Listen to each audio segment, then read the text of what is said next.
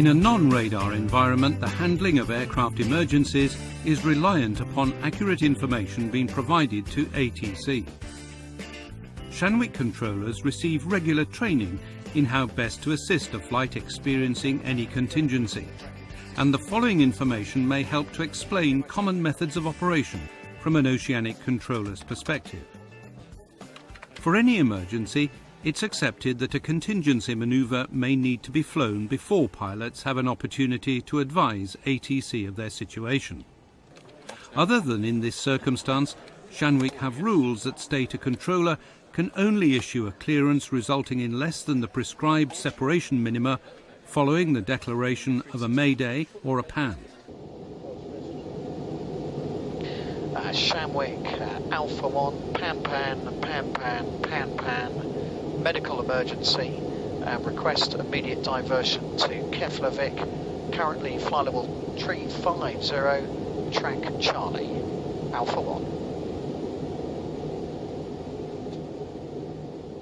If a pilot hasn't already carried out an enforced manoeuvre or declared an emergency and oceanic separation minima cannot be applied, ATC procedures require controllers to ask if a pan is being declared before being permitted to issue a clearance that results in a loss of standard separation.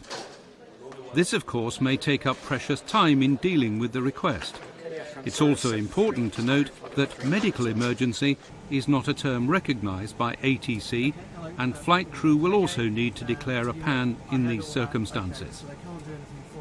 If other traffic exists, preventing an ATC clearance for a flight to perform its requested manoeuvre, the controller will normally advise that no IFR clearance is available, request pilot intentions, pass essential traffic information, and suggest that crew adopt North Atlantic contingency procedures.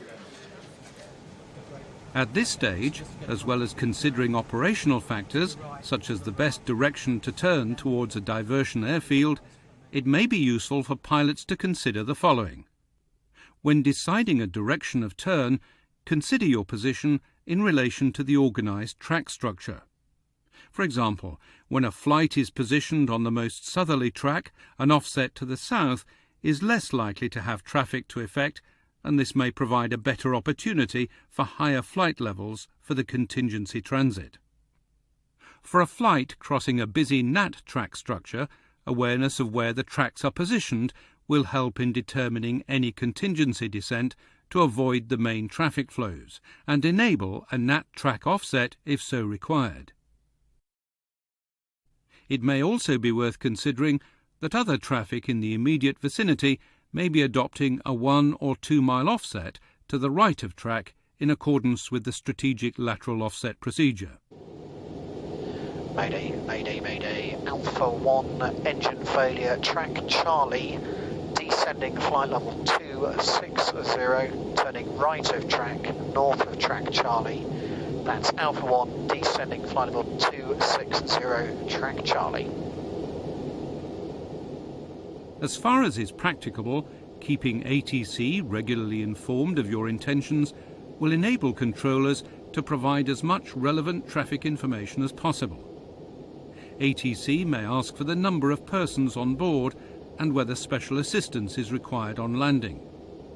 In the case of a pan due to a medical emergency, information such as the age, gender and condition of the patient, plus whether any on-board medical assistance is being provided, may be requested.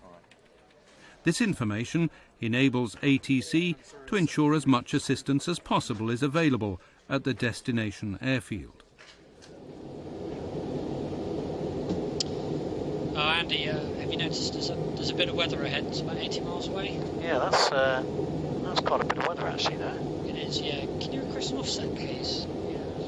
Whenever a flight needs to deviate from its cleared track due to weather, a request for a clearance must be made to ATC, providing details of the direction and distance in nautical miles required.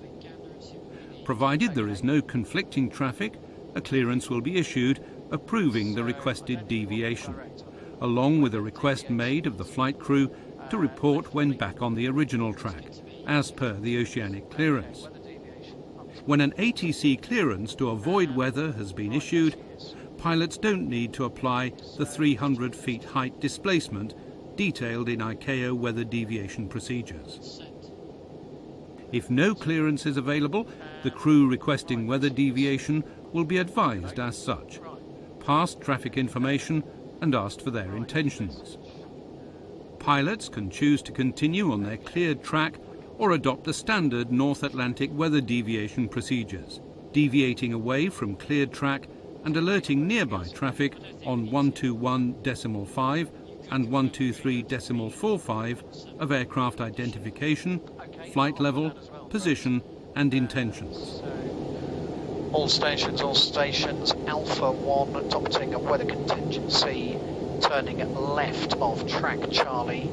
Presently flight level 320, going to climb at flight level 323, and that's Alpha 1 turning south left of track Charlie up to 40 miles due weather.